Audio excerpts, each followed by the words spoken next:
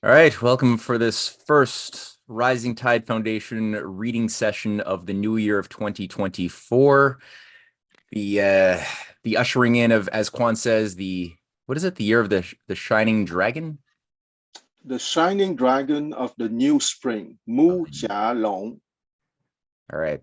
That will be the guiding light of what will define the next several weeks of reading through Plato. And as Quan has done elegantly a year ago in a presentation on Plato and Confucius, spiritual brothers at two ends of the world island, I think that people here have been initiated into the mysteries and are aware that there is a common set of discoveries that have manifested in different forms, but expressing the exact same truths and the exact same fallacies that undermine truths throughout all of world history. And that manifests in the way of thinking, the method of thinking, and the spirit of creating philosopher kings expressed by the figure of Confucius and his school, his academy that he created, which endured and created some remarkable developments in world history in China and beyond, but also in Plato, who had a very similar method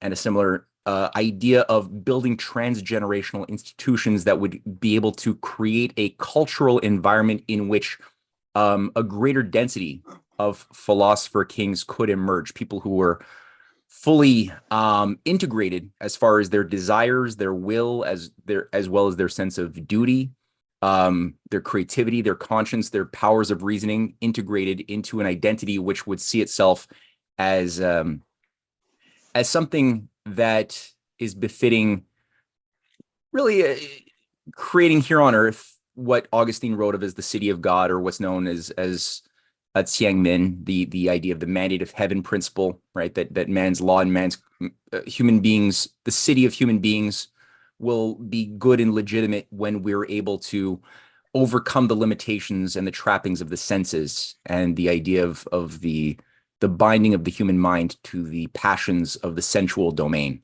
Not to say the sensual domain is bad, but it can't be the thing that governs as a master our true self. So this presentation that we're present, this series of essays, two incredible essays, I think are a really good way to introduce some of the geopolitical context in which Plato emerged. There's a lot of controversy around Plato, a lot of confusion, and this is not by accident. There's been a huge obsessive effort to obstruct what Plato was doing in the minds of people in our current age. And the reason for that will become increasingly clear. So this essay that was originally published in two editions of the Campaigner magazine, written by a fellow named Charles Tate. Cynthia used them to great effect in her wonderful essay as well on Plato versus the cult of Delphi, which accompanied a lecture that she gave about 2 years ago. There's a lot in here. It helps if people have read a little bit of Plato, but it doesn't mean you'll still get something even if you haven't read Plato's dialogues. You'll still get something out of this.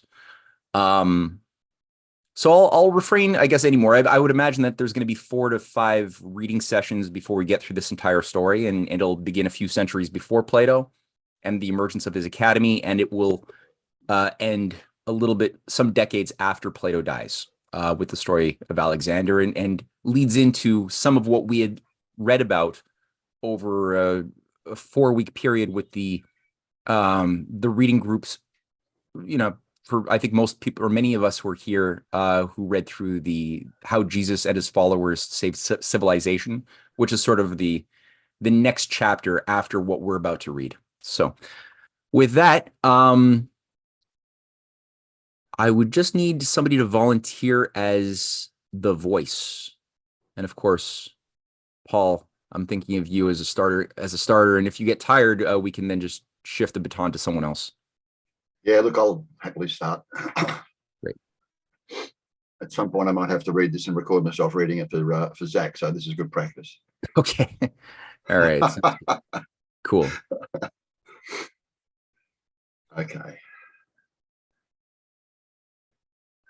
I love the heading. The Truth About Plato. About Plato by Charles Tate. Okay, all set? I'm good. Okay, centuries of slanders have been leveled against Plato, the man who stands at the foundation of the humanist tradition and whose work has inspired every development in that tradition in the 2,300 years since his death. Especially in this century, the so-called classic scholars at Britain's Oxford and Cambridge University have described Plato as the father of fascism and totalitarianism. As a reactionary spokesman for a decaying aristocracy, embittered by his failure to influence the politics of his time. As a result of political disappointments, say these intellectual apologists for the British oligarchs who now threaten the world with a new dark age, Plato became an effete, ivory tower figure, capable at best of stimulating high ideals, but lacking any relationship to the requirements of practical politics. At worst, Plato is charged with being the author of the Bible for 20th century fascist dictators, a vile slander against his great dialogue, the Republic. This article will expose those and similar claims as monstrous lies, less maintained through suppression and distortion of the facts of Plato's life and thought by those who tremble at the power of his ideas. Through his examination of Plato's life and work, we will show that Plato was the product and the highest development of a 300-year-long tradition of humanist development. We will meet a few of the scientists, founders of cities, philosophers, and political leaders who were Plato's predecessors, teachers and collaborators, and who laid the basis for our Western civilization. Sorry. We will see. We will see that Plato and the other leaders of his era were united in a struggle to defend the achievements of Greek civilization by ridding the world of the oligarchical elite of Babylonia and Persia, which remains the model for the British oligarchy of today. It is this battle that is reflected in Plato's own life history as well as his writings. To create flanks in their battle against the oligarchy, Plato and his associates travelled throughout the Mediterranean world, sometimes fighting for the minds of rulers, sometimes with arms and bold stratagems. The picture that will emerge here of Plato and his times is in the sharpest contradiction to the standard account of Greek history peddled in British and American universities. Only because of this relentless falsification of history do the lies circulated about Plato have any force. The means through which this history is falsified are familiar to our reader of any daily newspaper. The isolation of events from the actual strategic context in which they unfold. Just as today's news commentators serve up explanations of crisis in the Middle East or Latin America without ever displaying the British oligarchy's hand behind the events, so, too, the strategic context of ancient history is totally suppressed. Any attempt to study the history of the Greeks through the local developments within Greece itself can only be a failure.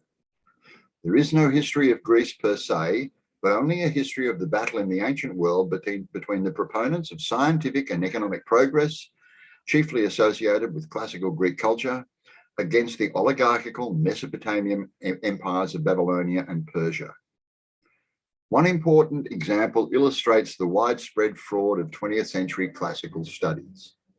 Virtually every schoolchild has been taught that the United States owes its constitutional principles of government to the Greeks of the golden age of Pericles. Plato, by contrast, is represented as an implacable foe of democracy, an aristocrat and apologist for tyrants. The truth is that the so-called democracy of 5th and 4th century BC Athens was identical to the French Revolution's Jacobin mob rule, which our founding fathers castigated as the opposite of the democratic republic which they had established on the basis of an educated American citizenry. Just as the French Jacobins were in the ultimate employ of the British oligarchy, so the Athenian democracy was a bought and paid for political instrument of the Persian court. Its function was to use demagogy and a vast array of bribes and sinecures to manipulate the mass of Greek commoners against the traditional anti-oligarchist leadership of their city-states, the leadership out of which Plato emerged. The Democratic Party of Pericles itself functioned as the administrative arm of Persia within Greece, and at Persia's instigation plunged Greece into suicidal wars and military adventures. The Greek democracy's conscious role was the destruction of Greek humanist culture, and only Plato's opposition prevented the Persia-sponsored Democrats from succeeding. The actual author of our conception of republican government and citizenry was Plato himself. We will see that Plato's actual political doctrine, which has been obfuscated by malign distortions, including deliberately false translations of his major works, was born in the battle against the oligarchy and was fundamentally reformulated as the requirements and conditions of that battle changed. Contrary to those who say that in Plato we have an ideal system, subject to elaboration but never development, we will find that his scientific method also underwent decisive advance as his political strategy evolved. The explication of both this scientific method and his political theory are inextricable, precisely because the scientific method serves as a concrete program for educating the statesman needed to establish the conditions for scientific progress. This is why the characters in virtually every one of Plato's dialogues are real historical people, usually popular figures, as well known to the reader of a Platonic dialogue in the 4th or 3rd century BC, as the politicians and military leaders of World War I and World War II are to us. Plato's thought grew out of a battle for civilization, a battle without which civilization would have been smothered in its cradle. We have before us both the opportunity and the obligation to complete Plato's work, in science, in epistemology, and most of all in defeating the oligarchist descendants of Persia in our own time. To do this, we must bring before us the real Plato. In this article, the first in a two-part series, we will develop the historical background essential to understanding Plato. We will see Greek civilization emerging as a rebirth of science and culture after a protracted dark age. We will see the Mesopotamian oligarchs, the cultist masters of Babylon and Persia, attempt to destroy that civilization. We will watch as Plato's political and intellectual forebears mobilize to defend Greece against the Persian onslaught in the Persian Wars and win a victory over an overwhelmingly more powerful army. We will look on as Persia, realizing that their vast conscript army could never defeat the highly cultured Greek citizen militias, turn instead to subversion and sabotage, resulting in the suicidal Peloponnesian War. Against this background, we will see the young Plato grow to manhood, taking his place among the fighters against the Persian oligarchy, as the Greeks renew their initiative against Persia in a series of campaigns that come within inches of destroying the Persian menace forever. Following the collapse of these campaigns, we will see Plato coming into his own as the leader of an international anti-Persian forces, create new political flanks and weapons for the struggle, weapons which humanity wields against the forces of bestialism to this day. Greece before Plato. The Greek civilization that produced Plato saw a tumultuous expansion in the centuries before his birth.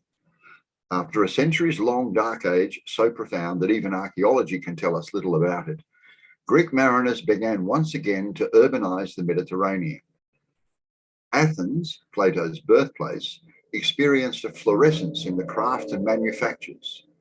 New technologies spread quickly into the Greek colonies of Ionia, located along the Mediterranean shores of what is today Turkey, and into the colonies of the islands of the Aegean Sea. By the 7th century BC, Ionia had become the workshop of the Greek world and was supplying textiles, metal products, and other industrial goods to the rest of the Mediterranean. Ionia's standard of living became proverbial on the mainland. It was known as Sweet Ionia. The Industrial Revolution was accompanied by a cultural florescence spurred by the development, sometime before 700 BC, of the Greek alphabet out of the script used by the leading traders of the earlier period, the Phoenicians. The Greeks, who had lost the use of written language by 1000 BC, at first used this regained tool for recording commercial transactions. But within not more than a few decades, the new written language produced an outpouring of literature. First, songs, which dated back to the era before the Dark Ages, preserved by being passed from generation to generation of minstrels, were collected and written down. These are Homer's Iliad and Odyssey, epics celebrating the Greek genius for city building and exploration. Soon, a new lyric poetry followed the Homeric example. The lasting significance of the Greek achievement, however, was not commerce and industry or even epic poetry, although it was founded on these activities. It was the birth of science, properly so called. It is in the Greek colonies of Ionia that we find the first recorded understanding that the significance of scientific discovery is its disclosure of the coherence between the human mind and the laws of the universe. Ionian physikoi, or natural scientists, were the first to recognize the interrelatedness of the laws governing both mind and nature as the proper subject of scientific inquiry. In Thales of Miletus, the earliest of these physikoi, whose name has come down to us, we see the type of thinker created by the Ionian scientific revolution. Thales declared that all is water, thereby asserting that one common substance manifesting itself in differentiated states of matter was everywhere subject to the same laws of nature. Thales was the first Greek to predict and explain eclipses of the sun, hitherto mysterious and terrifying events. Thales was one of the great thinkers of ancient Greece, known as the Seven Sages. Perhaps the most important of these sages for the development of Athens, the city where Plato was to found his academy, was Solon the lawgiver. A political intimate of Thales, Solon took the leadership of a crisis-ridden Athens in 594 BC and reorganized the city's economy and government around the first set of written laws to be framed on a republican conception of the city-state. Solon's economic reforms included the first debt moratorium in history, which saved thousands of small farmers from bankruptcy, and the outlawing of the sale of free men into slavery to pay their debts. I'm not sure whether that's true, that being the first debt moratorium. My understanding is that the Babylonian breaking of the tablets used to happen once every 50 years, but never mind. Yeah, no, that may be the case. I'm not too sure, but I've heard that as well. He might have been in error. Yeah, I mean, you know, Kwan, I'm sure Kwan has concept... a thought. Yeah, Kwan? No, I just want to say that Paul is right, okay? That idea of moratorium precisely came from the Babylonians, because the kings of the time were perfectly aware that, of course, you have to let people borrow money from the bankers, but to prevent the development of an overbearing plutocracy, you have to forgive those debts every 60 years precisely. Yeah, I heard that too, Juan, also for the same reason. Yeah, absolutely. And let's not forget that here I want to be a casse-pied, as we say in French, as usual.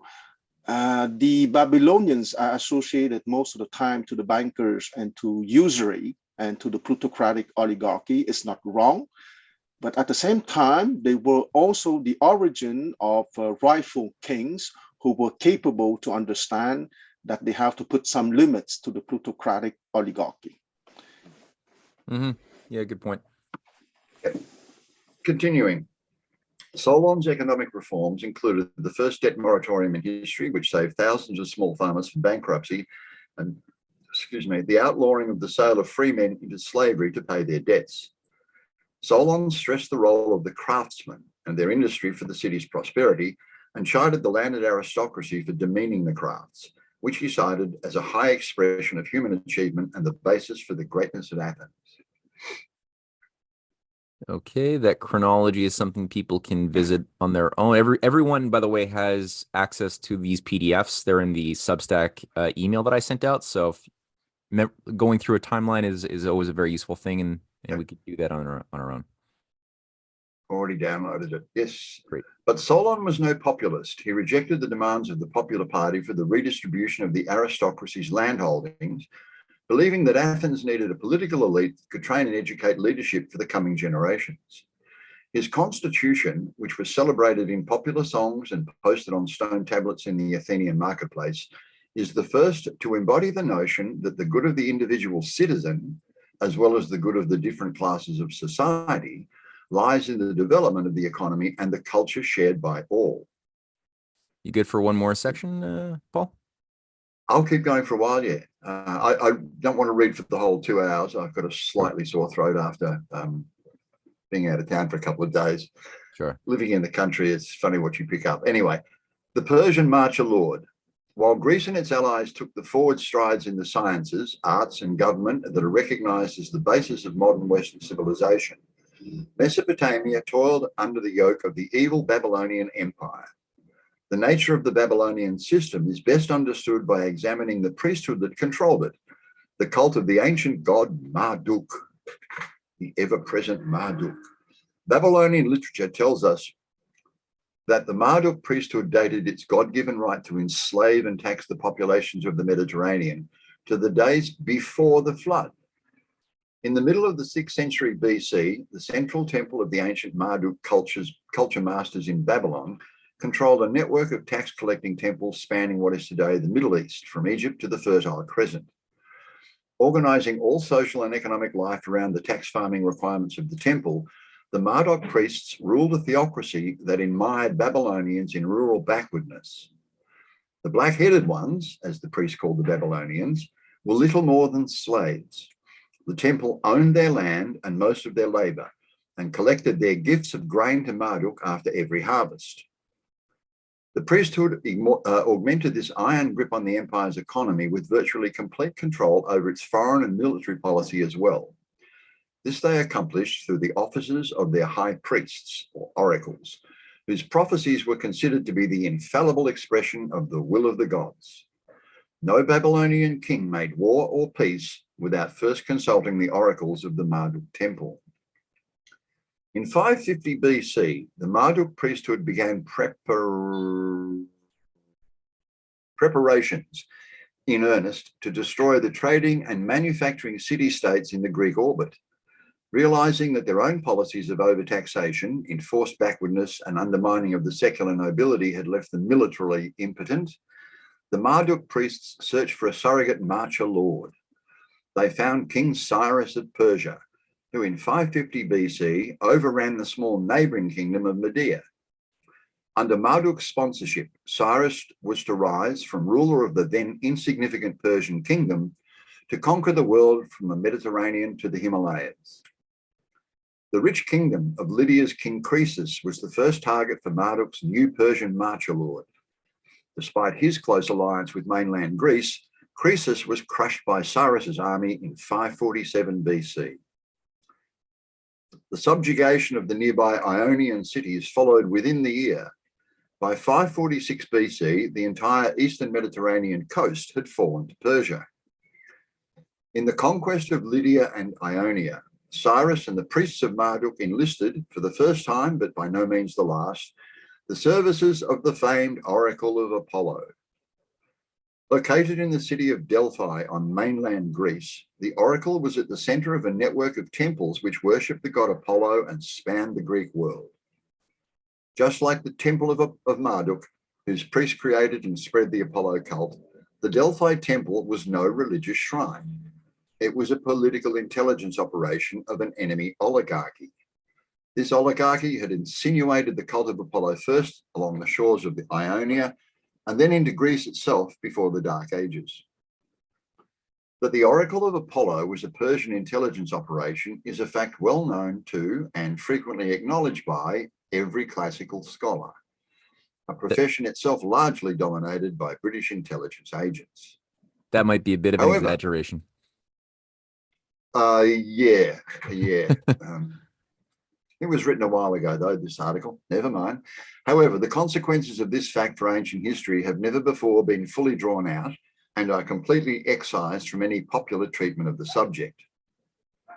The cult of Apollo originated in the East under the direction of the Marduk priesthood, with whom the Apollo priests maintained continuous contact. Again and again, it shamelessly intervened in Greece on behalf of Persia's policy interest.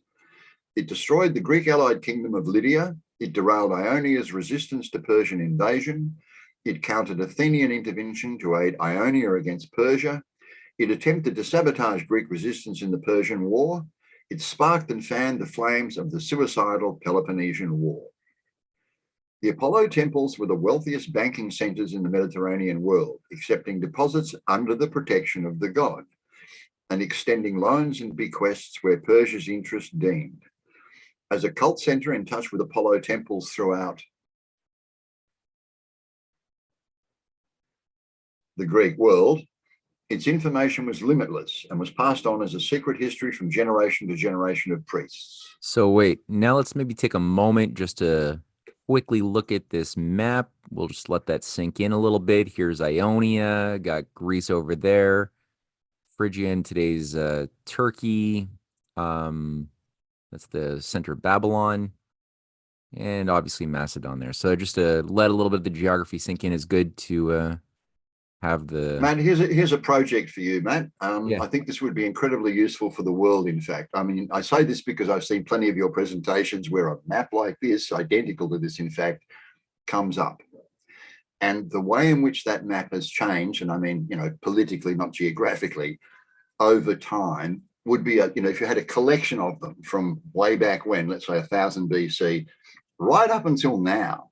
I mean, just turning the page and seeing how cultures change, came and went and all that sort of thing. I think that would be a really fascinating resource. I really do. I think that might actually be out there already on YouTube. There's a bunch of these. It probably is. It probably is. I mean, I've got a book on maps that I, my wife bought me in Melbourne years ago, and I pored over it. I was so fascinated with, the way in which the maps could be interpreted and representative of both political changes, cultural changes at the time. And it was nothing to do with just the Mediterranean. These were world maps, the one I've got. And it was a real insight into just how much you can extract, how much understanding you can extract by looking at a map and seeing the way things change. Oh, yeah. Yeah. The one is like European. There's the one that's out there is just like the European continent. Yeah, same thing. No, but nowadays, except for the classical atlas that existed for a long time concerning history, Matt is right. On YouTube, you have a lot of stuff right now about those stuff. Okay, China every year, for example, or the Egypt every year, or stuff like that. Yes, you have those things galore on YouTube, and most of the time it's very well done. Mm-hmm. Yeah, you'll be really happy to play around, and there's some really good work that's been done on these animated maps. I might go looking. I might even go looking, and we'll see how we go. If I find something really interesting, I'll post it somewhere for everyone to see. But just a thought. Should we maybe read this little overview or skip it? What do you guys think?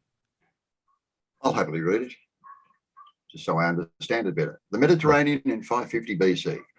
Greece had emerged as a centre of trade, commerce and civilization, politically organised into autonomous city-states. Greek settlers had colonised Sicily and southern Italy, the Aegean Islands, the Black Sea, Ionia, and maintained trading centres in Libya, Cyrenaica, and Egypt, Naucratis. I mean, even the change of names would be interesting to see, wouldn't it? Mm-hmm. I've never seen Egypt described using that name, that's for sure. Anyway, Ionia was the product of the first wave of Greek colonists around 1000 BC. Naucratis is not a name for Egypt. It's a city on the shore of the Mediterranean Sea. Okay, the name of the original name of Egypt is Kemet, the black land or the black soil. That's right, yeah. Which we get the word alchemy. And Naucratis is a Greek word, by the way. Okay, Ionia was the product of the first wave of Greek colonists around 1000 BC. In the 6th century, Ionia was the richest part of the Greek world and its most aggressive maritime and commercial centre, largely under Phoenician influence. Phoenicia was the pioneering trading and colonising nation of the ancient world. By 1100 BC, its colonists had settled the Aegean, North Africa, Spain, Malta, Sicily, and Sardinia. Its mariners had circumnavigated Africa and may have sailed to the New World. Yeah, that part of Phoenicia's history is really interesting. I've seen stuff on that for sure. Phoenicia fell to Assyria, then to Babylon in the 8th and 7th centuries BC. Yeah. Egypt, the oldest continuously existing civilization in the Mediterranean, was closely tied to Greece in the prehistoric period. Following the Saite rebellion of 652 BC, in which Ionians and Lydians joined Egyptians in ousting the oligarchist Assyrian Empire, Egypt became once again a cosmopolitan trading centre. Lydia, the wealthiest nation in this period, was also largely under Phoenician influence and nominally ruled Ionia. Lydia maintained inland trade routes throughout Asia Minor. Babylonian Empire. The looting, tax farming instrument of the Mesopotamian oligarchy centered in the Marduk priesthood, Babylon had spent its force through overtaxation to the point where further expansion was impossible by the 6th century BC. Persia and Media, closely related peoples, both were completely insignificant agrarian and shepherding tribalists until the Marduk priesthood assisted Persia's conquest of Lydia-allied Media. With the new wealth and military power made available by Media and Marduk's priesthood, Persia overran every nation in the Eastern Mediterranean in the next 25 years, except mainland Greece. Okay, I forget what the Greek world, its information was limitless and was passed on as a secret history from generation to generation of priests. Its famous prophecies worked very simply. A petitioner for the gods' advice would come to Delphi and make his contribution. The petitioner would be led into the presence of the chief priestess of Apollo, the Pythoness, named after the snake. Sitting on a stool above a steaming geyser, the Pythoness would utter nonsense syllables billed as the language of the god. The priests translated these utterances into prophecies aimed at shaping the petitioner's course of action. The tie between the Apollo cult and Oriental despotism was well known to the Greeks. In Homer, Apollo appears as the patron of Oriental despotism against Greek civilization. He is the builder of the walls of Troy, the city that stood at the mouth of the Black Sea, barring the Greeks of the 12th century BC from trading along its shores. He is the free shooter who rains arrows on the Greeks. His very name means destroyer.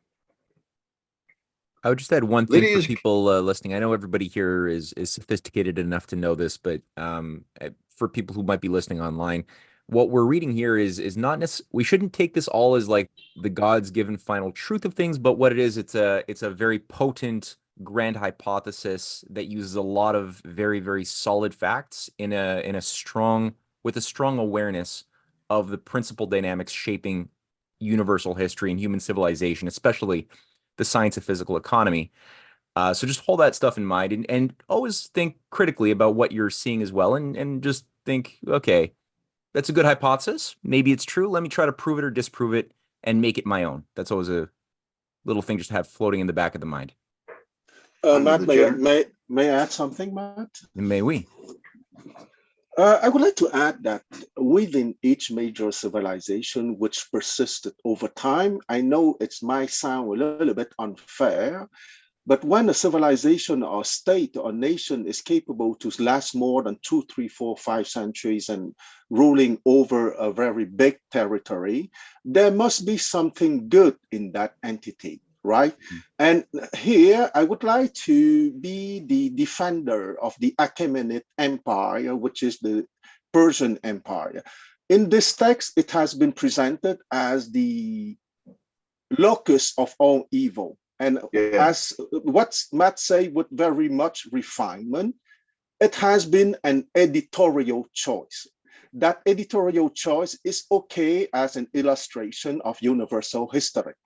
But when you see the math of the Achaemenid Empire having lasted more than 2 centuries, and that empire was not completely evil. And the nuance point that I want to bring is that within all superstructure, okay, that superstructure being an oligarchy or state or an empire, which is capable to last for centuries over a very big land, there is always a struggle between the open aristocratic oligarchy, which is my expression for the people capable and having high morality, and what would be a lower form of oligarchical government. Because once again, oligarchy is simply a Greek word meaning the power of a few.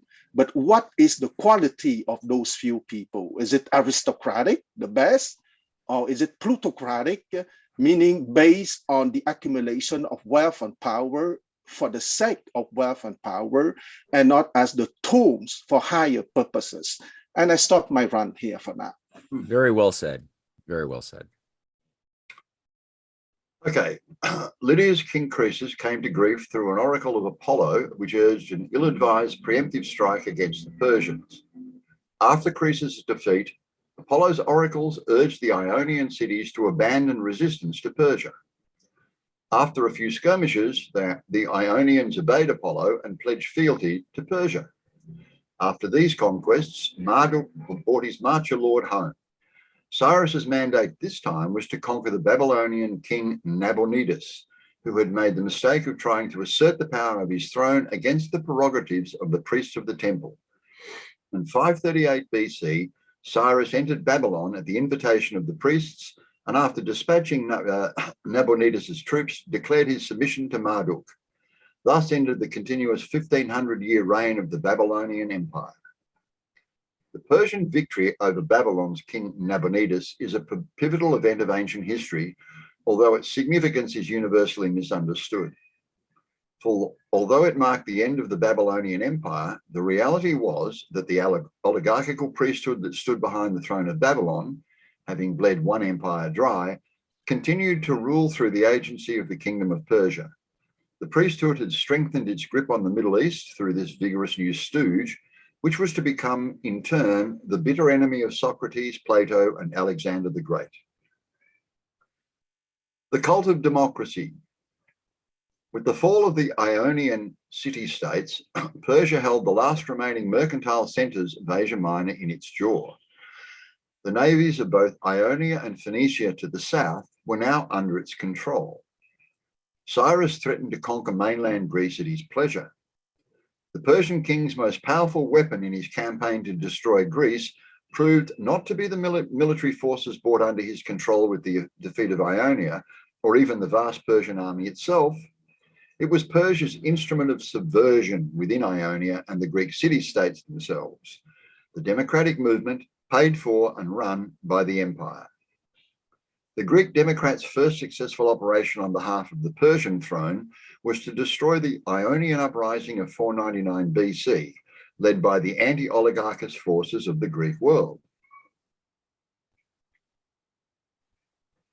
By 499 BC, these anti-Persian forces had organized the coastal city-states of Ionia to revolt against King Darius, the successor to the conquering Cyrus.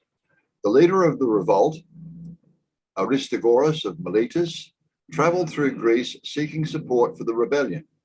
In Athens, his call was heeded.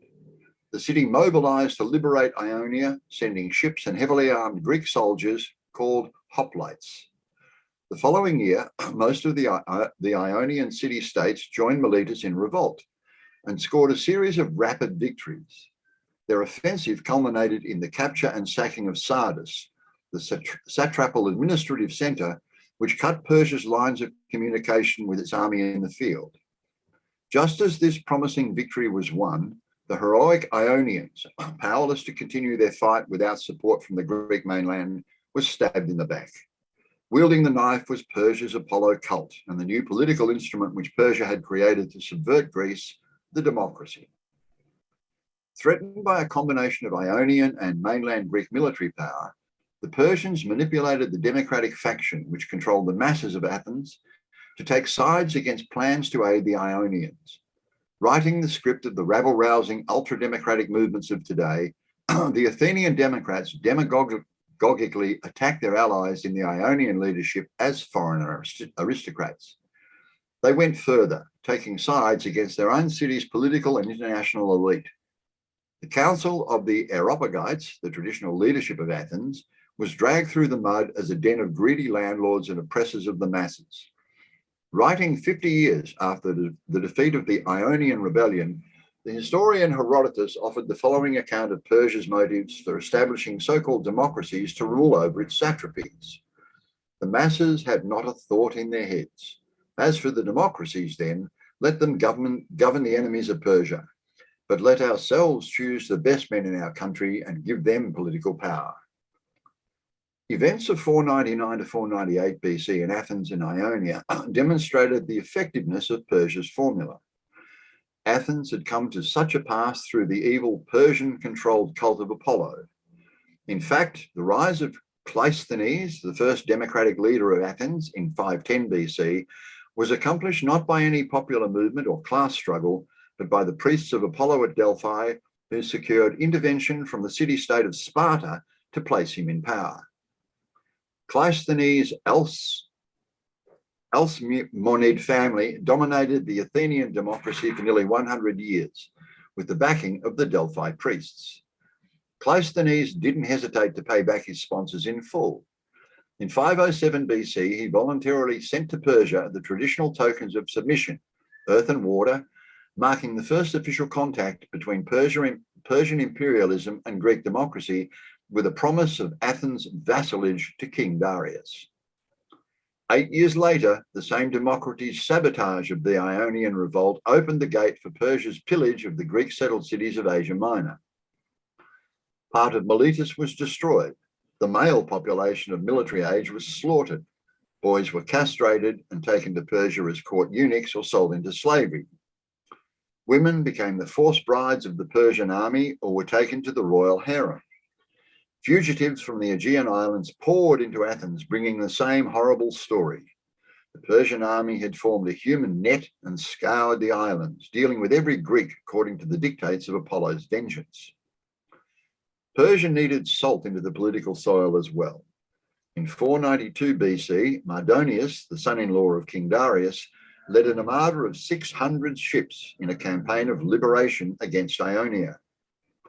Mardonius evicted the conservative aristocrats who hated Persia from the Ionian cities, installing in their place not Persian overlords, but democratic stooges. Plato's great-grandfathers.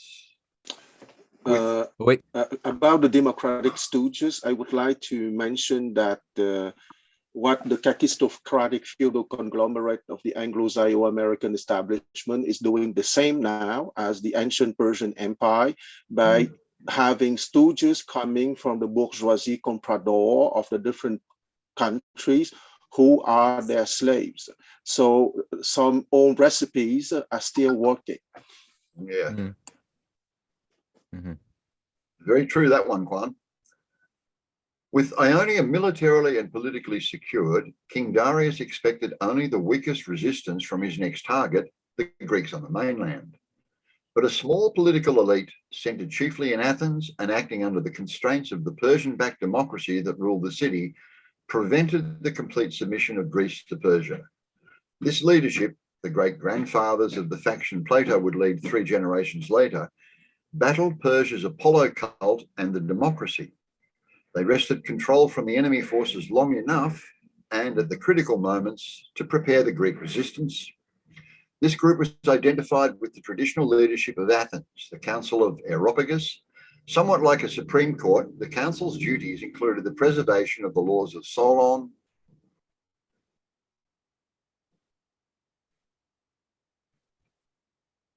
and trial in all capital cases. Okay, it was the institutional expression of the Republican ethic established by Solon.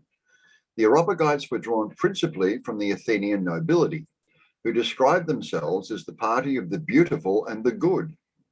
Imbued with a sense of history, these were the men whose ancestors had created Greek civilization. They cherished this achievement, and they had the keenest appreciation of the difference between Greeks and barbarians. To the Areopagites, Greek was not a racial, geographical, or national distinction.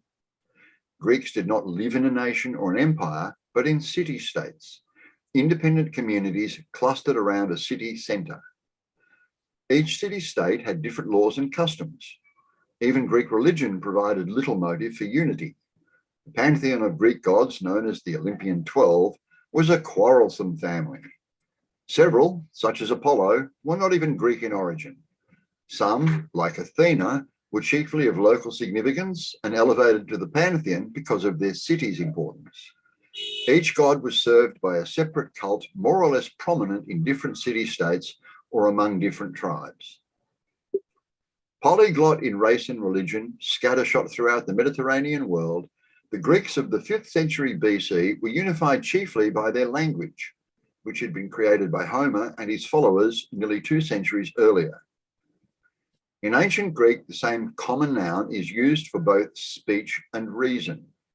This ambiguity does not reflect a poverty of vocabulary, but a sense of human activity as a unique manifestation of reason.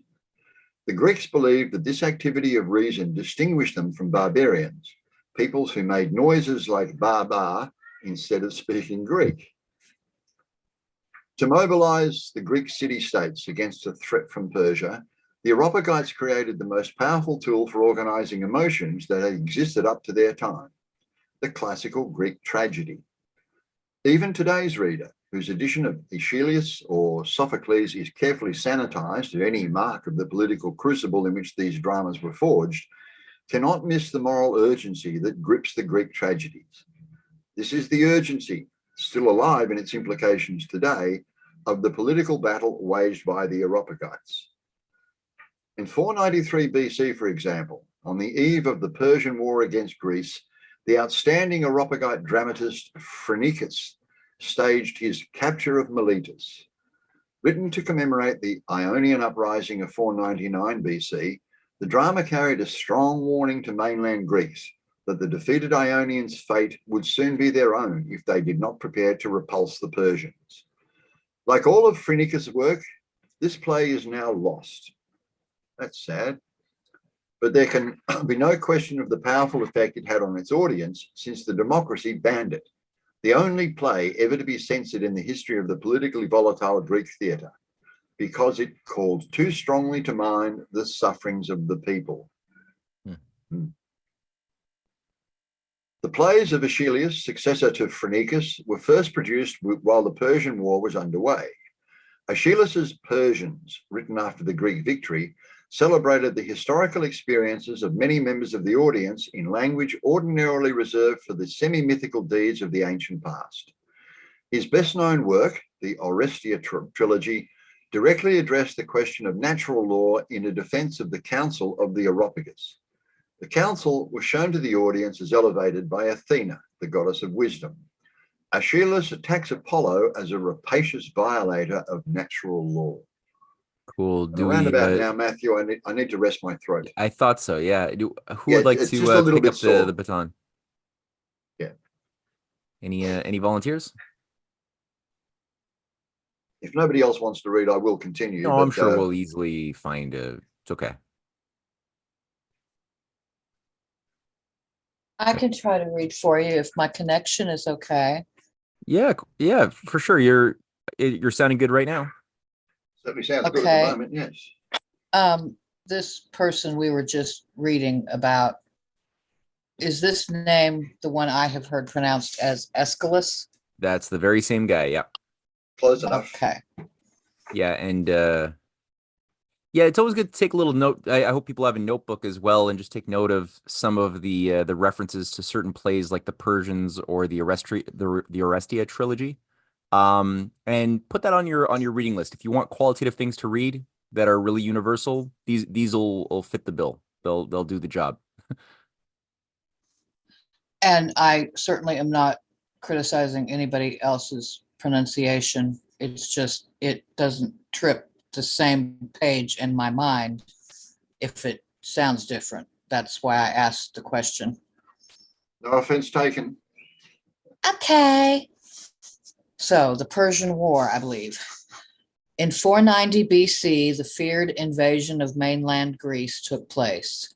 A huge Persian force of 100,000 troops and 600 ships quickly overran northern Greece, meeting little resistance.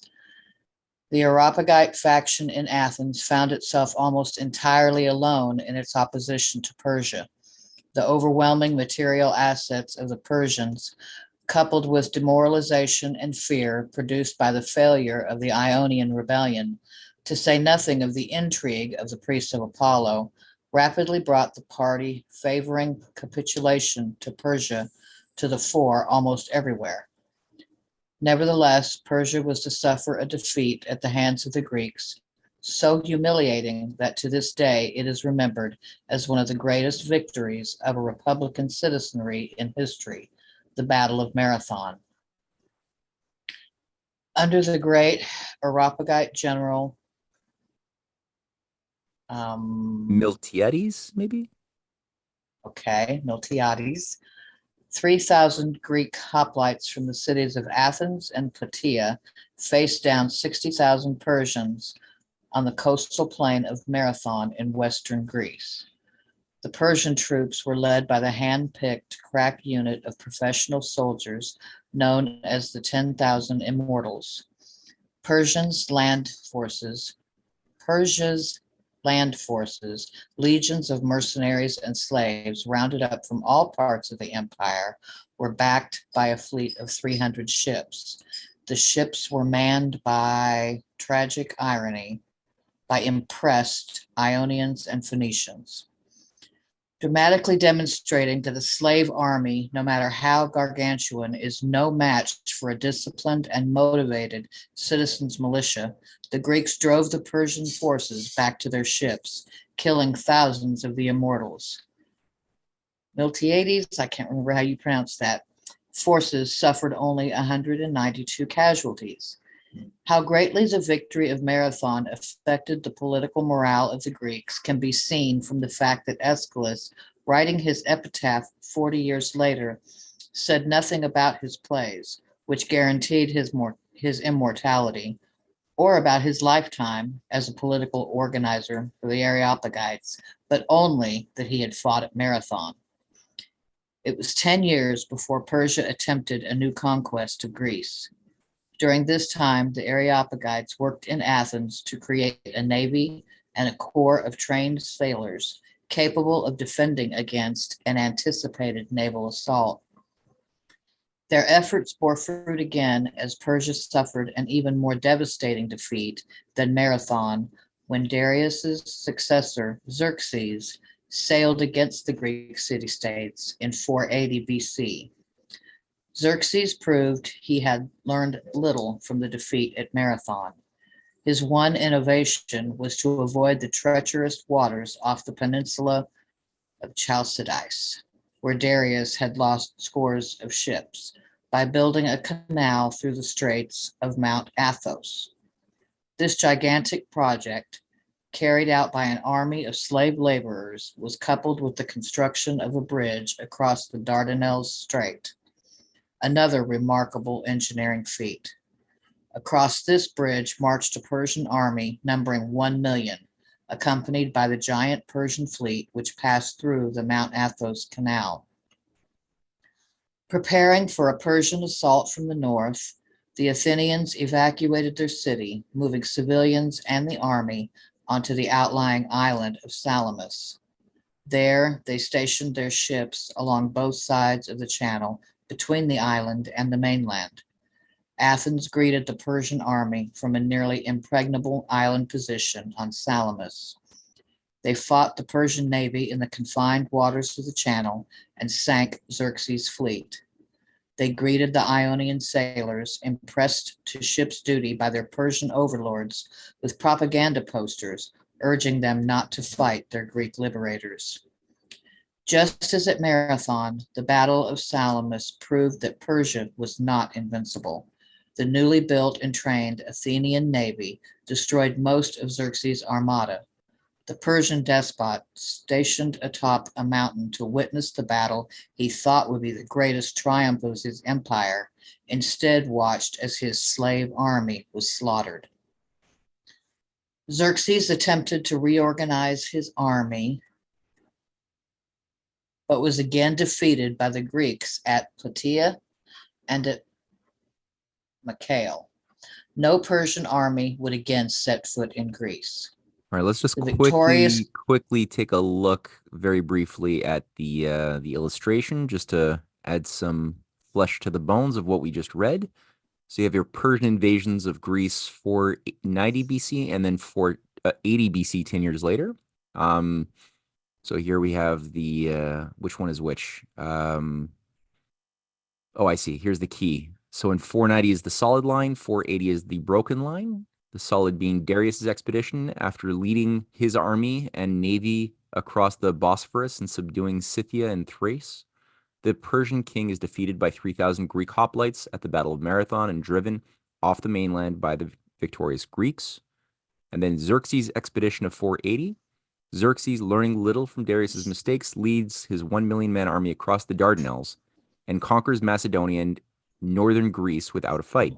But his army and navy are crushed by the Athenians, who have evacuated this city and retreated to the strong position on the island of Salamis, inset All right. Where's the island of Salamis there? I don't actually see it. It's just south of the peninsula where Athens is. Okay, so Athens is at the tip of the peninsula, and Salamis is just offshore of Athens. Oh, I see. Okay, cool. All right. Doesn't this Is this have to- immediate relevance to today? Everything does that in this paper, but what Okay, specifically are you thinking of? And I'll be specific here. The latest Raiders of the Lost Ark movie. What? And I just cannot think of the personage and everything, but the whole plot of that thing is based on the Battle of Marathon. The Raiders where of the the Indiana Jones? Yeah, and I'm trying to think of the Greek scientist who helped destroy the fleet at Marathon by using all of these gigantic mirrors Oh, to set I see. fire. No, Paul, you in advance of 150 years. Are you speaking of? Okay, yeah. You're thinking of Archimedes. Yeah, Archimedes, yes. The name just wouldn't come to mind. I'm sorry. and Archimedes died in 287 BCE, apparently killed by a Roman soldier because he did not answer to him, being so absorbed in a mathematical problem. Yeah. According to urban legend. Nonetheless, it fits into the whole, the overall picture, over large amounts of historical time of the Persians trying to overrun Greece. Yeah. Anyway, sorry for that sideline. No need to be sorry. Yeah. The victorious Greeks now took the offensive, creating a standing force to expel the Persians from Ionia, to assist in the liberation of Egypt, which had been brought under the Persian yoke in 525 BC, and ultimately to destroy the Persian menace forever. This force, for the first time, united the two most powerful cities in Greece, Athens and Sparta, in the alliance later known as the Delian League, thereby sealing a major aim of Europagite foreign policy. As Plato's father was growing up, Athens faced the next great threat to its liberty and development, the reign of the Persian agent Pericles at the head of the democracy from 457 to 428 BC. Falsely remembered as the architect of the golden age of Athenian culture, Pericles spent his decades in public life destroying the city and undermining the anti-Persian cause. His destruction of the traditional leadership of Athens paved the way for Sparta's break with the Delian League, which quickly became an instrument of Athenian imperialism instead of Greek resistance to Persia, and plunged Greek into the nightmarish struggle between Athens and Sparta, known as the Peloponnesian War. Pericles sabotaged the Delian League, the bulwark of Greek defense against the Persian menace, and alienated Athens' allies by jacking up membership contributions and manipulating league policy in the partisan interests of Athens. He eventually removed the league treasury from Delos, the site of the second most important temple of Apollo on the Greek mainland, and reestablished it in Athens. There, league funds were mingled with the city treasury and used by Pericles, the virtual Mussolini of his day, to fund the most awesome range and scale of public works projects ever seen on the peninsula. That public works effort included the rebuilding of the Acropolis destroyed by the Persians in the 480 BC invasion. Ironically, the Acropolis, which was designed and first built in the decades preceding Pericles, is today commonly thought to symbolize the greatness of Periclean Athens. As a meal ticket could always be gotten in Athens, the city began to swarm with free peasants who left behind with their life in the country a mountain of bad agricultural debts, and overworked farmland of declining fertility. With agriculture in collapse, grain and other foodstuffs for Athens were carried in from the Black Sea, and productive industry in Athens was reduced to pottery making and silver mining. The economic collapse brought on by Pericles brought a shift in the city's policy toward its colonies. Athens emphasized less and less scientific and commercial interchange, and more the mother city's imperial looting rights in its colonies. The most pernicious of Pericles' policies, however, was embodied in his education program. His sponsorship of the so-called sophist movement was a profound attack on Athens' most precious remaining asset, the intellectual and moral powers of her citizenry. For a price, any Athenian who wished his children to prosper in the city government could have them trained in rhetoric and sophistry, the art of making the weaker argument appear the stronger, by a teacher from Pericles' pool of trained demagogue orators. Together with this, a materialist variety of natural science, excluding the human mind as a subject worthy of inquiry and deprecating mathematics, was promoted by Pericles' chief advisor, Anaxagoras. Anaxagoras, okay. To Gorgias, Gorgias. Thrasymachus, and Protagoras, Great. leading sophists whose worldview is scathingly exposed in Plato's dialogues. Morality was strictly a matter of convention.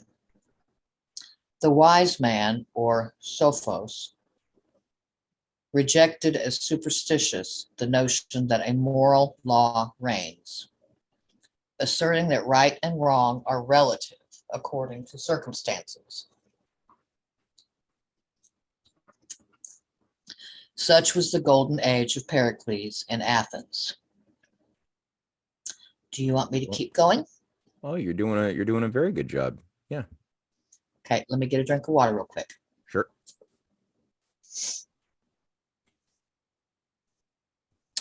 War of the Peloponnesus. Persia could regard Pericles as a proven asset. He could be counted upon to give the empire a free hand in Asia and to suppress a resurgence of anti-Persian sentiment in Greece. Nevertheless, Persian foreign policy could not tolerate an independent Greek mainland. The Athenian Empire was now a formidable military power, much more so than it had been in the days of Marathon and Salamis. To avert the threat that Athens might ever fall into hands dedicated to completing the work of Miltiades and the Areopagites, Persia resolved that Athens must be destroyed, and with it the rest of Greece. This they nearly succeeded in accomplishing through the agency of the Peloponnesian War. Although the facts are plain to see in the historical record, the Peloponnesian War has never been accurately explained by any historian.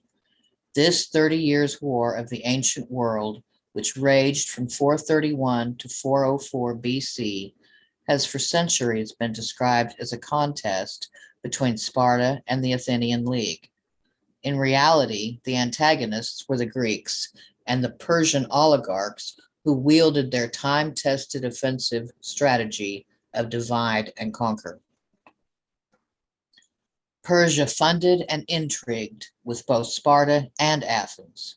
First, it exacerbated the tensions between the two city-states, which the Areopagite faction of Athens had worked for decades to soothe. Then Persia ignited the conflict, using the Delphi temple priests to entice the reluctant Spartans into declaring war over an insignificant change of government in a far-flung Greek city. Throughout the war, Persia played the contending alliances like a seesaw, leveraging gold, intelligence, and the prophecies of their cult's oracles to disrupt each of the attempted settlements and to offset any military superiority capable of winning the war for either side. In the course of 27 years, the Peloponnesian War came close to destroying Greek civilization. Within the first 2 years of the war, a new and virulent plague struck Athens and killed 1/4 of its population. Oddity? The I don't know. scene of a proudly recounted battle of the Persian War. How did you pronounce that? I said, I don't know. Potidea? No, Potide. Potide. Okay. Potide. Okay. Thank you, Kwan.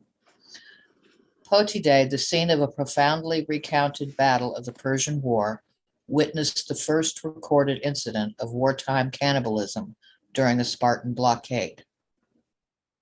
The entire male population of Melos, a neutral in the war, was slaughtered by the Athenians without military pretext. The decision was made on the basis of the sophists' argument that justice is the will of the stronger. In 417 BC, Athens was strong enough to bring the war to a close. Instead, the city's leaders chose to follow the pipe dreams of Pericles' ward, the radical Democrat. I think it's pronounced Alcibiades, but I don't know why it's a K. Okay. Quan, is it Alcibiades or Alcibiades? Both are correct, okay, depending if you choose American or British pronunciation. Okay, I'll say Alcibiades. In a strategically suicidal invasion of Sicily. Appealing to the Athenians' well-nurtured cupidity, Alcibiades represented the riches of Sicily as theirs for the taking. The Athenians enthusiastically backed the invasion over the opposition of their leading general, Nicias, who was presented in Plato's dialogue, Laches, discussing the meaning of courage with Socrates. Alcibiades' expedition resulted in the decimation of the Athenian army and navy, as tens of thousands of Athenians died of starvation in caves as captives of Sicily. Persian subversion had brought the Greeks into a collapse administered by their own hand. I better stop. You want to stop? Yeah, I'm starting to have a lot of trouble with my throat. Oh, okay. All right. Well, thank you so much for that reading. That was great. Who would like to take up the next and probably last session?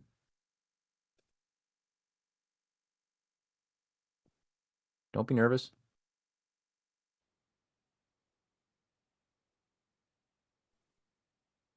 You can Okay. read for us, Matt. I'll give it a go. I don't read.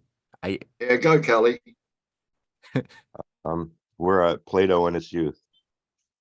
Yeah. Plato in his okay. youth. Thanks, Kelly. Okay. It just lets you know I'm reading off my phone here, but I think I can manage. All right. Good luck.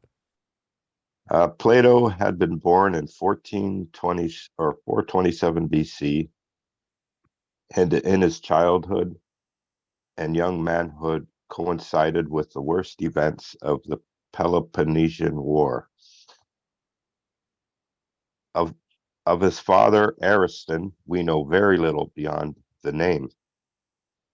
He was certainly very wealthy because Plato's mother, Periclean, came from one of the most prestigious families in Athens. She was related to Solon himself and could trace her descent back to the last king of Athens. Ariston probably died when Plato was very young. Periclean Tione later married an Athenian aristocrat named, wow, I got all the names here,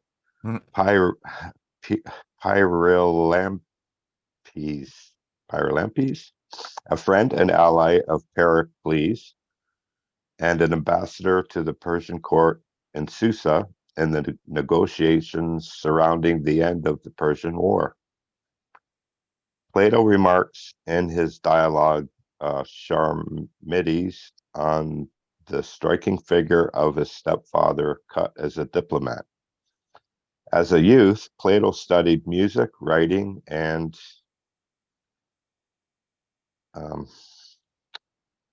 Wrestling. okay, I'm sorry, I kind of lost my. Oh, you're working on your phone. The phones are a very difficult thing to read off of. I appreciate you trying, Okay. Kelly, but let's maybe go with Paul. Yeah, just for the the time being, I'm a little bit like Susan. The throat's a bit sore, but having had a rest, I'm fine. So resting, as did every Athenian aristocrat of his time. According to historical tradition, he excelled in gymnastics no less than in his intellectual studies, and entered the competitions at the Pythian or Isthmian Games. Some weight must be given to this story, inasmuch as the name by which he has been known for 2,500 years is not his given name, which was Aristocles, but the Greek word for broad-shouldered. As a teenager, Plato undertook the study of natural science and philosophy with Cratylus, the student of the Ionian philosopher Heraclitus. I think it's Heraclitus. Heraclitus. Yeah. Heraclitus attacked the experience of the senses as a source of knowledge, on much the same basis as the earlier philosophers Zeno and Parmenides, who founded the so-called Eleatic school. However, Heraclitus came to opposite conclusions to those of the Eleatics. The Eleatics claimed that change was an illusion, and that the one true being is always self-identical and not subject to modification. Heraclitus held that change itself is reality, and that nothing is ever the same, in the strict sense, from instant to instant. You cannot step in the same river twice, is one of his most famous postulates. Thus, the young Plato was profoundly influenced by each significant current in science and philosophy prior to his time. For the young Plato, these were not abstract questions which could be postponed for a solution to a later maturity prepared by decades of reflection. As a remarkably gifted youth from a family with a tradition of political rule going back to before Solon, it was Plato's wish to enter public life. To be a great leader of the Athenians was not only his desire, but his duty. While the intellectual struggle over the fundamental questions of the nature of universal law raged inside him, his city was being torn apart by internecine battles so acute as to be remembered afterward as more horrible than anything that took place during the Peloponnesian War. As a condition of the peace ending the war, which was dictated by the same Persian oligarchy that had provoked and run the war, a government was installed in Athens under the authority of its wartime adversary, Sparta. Sparta was at that time dominated by Lysander, who had sold his services to Persia in order to bring about the Spartan victory. The new Athenian government, called the 30, was declared by Lysander himself in the Athenian assembly and supported by Spartan arms and Persian gold. The 30 were drawn from the extreme oligarchist party, a Neanderthal mockery of the leadership once provided to Athens by the Areopagite aristocracy. Although the new government attracted at the onset some of the best elements in Athens, Plato's uncle Critias and his second cousin Charmides were members of the 30, it also attracted the worst. But to seek for clear-cut factional divisions among the 30 is not especially edifying, since overall their policy was dominated by Persia via Sparta. Under the 30, Athens degenerated into a garrison state almost at once. The 30 began to exterminate the city's leading citizens with a chilling efficiency. An army of informants descended first on the homes of Democrats, then resident aliens, and finally on virtually anyone whose household treasury was worth plundering. Shades of today. Thus, for Plato, the question of universal lawfulness was immediate and essential to the tasks of statecraft he must muster if he were to save his city. At about 20 years of age, he met Socrates, a man who was leading the efforts to re-establish the city-building Solonic tradition in Athens. Let's just quickly take a moment here and just, like usual, review briefly this little map featuring Greece at the outbreak of the Peloponnesian War in 432. So these are all the battle zones, Spartan allies in checkered, and in straight lines, Athenian Empire. And it says here quickly a quote from Thucydides. Thucydides, an Athenian, wrote, the history of the war in which the Peloponnesians and the Athenians fought against one another, believing that it would be great and memorable above any precious war. For both sides were at the height of their military power, and he saw the rest of the Greeks either siding or intending to side with one or the other of them. The Peloponnesian War, orchestrated by Persia, lasted 27 years and came close to collapsing all of Greece into a dark age. So that's a big battlefield here of activity. Yes. May I have a small comment relating to our modern times? Please. Okay, so Thucydides is precisely very famous in modern geopolitics for the expression the Thucydides trap, okay, or Thucydides trap, related to the book by Graham Allison from Harvard, promoting the idea that inevitably a war between China and the US is inevitable because he studied that in the 16 former rivalries, maybe 80% or 90% of those rivalries ended with a war. Here, I would like to say that the newcomer or the returning power is China. So China has the place of Athens, and the US would have the space of Sparta, which was the hegemon of the time, okay, of the 5th century BCE. The Persian Empire would be played by the KFC Azrael, the kakistocratic feudal conglomerate of the Anglo-Sino-American establishment. Why I want to make that comment? Because the US as a nation is not exactly the KFC Azrael, even if the KFC Azrael is at the center of the US right now. But we have to make the distinction between the US, the nation, and the kakistocracy of the Anglo-Sino-American establishment. So the modern Persian Empire is the KFC Azrael, and China is Athens, and the US is Sparta. So there is no inevitability for a war if we are bright enough for epistemologically defeating the KFC Azrael and the contra warfare related to that. I stop here. Good point, Kwan. We would expect no less. Okay, but to seek for clear-cut factional divisions among the 30 is not especially edifying, since overall their policy was dominated by Persia via Sparta. Under the 30, Athens degenerated into a garrison state almost at once. The 30 began to exterminate the city's leading citizens with chilling efficiency. An army of informers descended first on the homes of Democrats, then resident aliens, and finally on virtually anyone whose household treasury was worth plundering. All right, continuing. Thus, for Plato, the question of universal lawfulness was immediate and essential to the tasks of statecraft he must master if he were to save his city. At about 20 years of age, he met Socrates, a man who was leading the efforts to re-establish the city-building Solonic tradition in Athens. Socrates was an intimate of Plato's family circle and the leading representatives of the philosophical schools to which Plato had been exposed.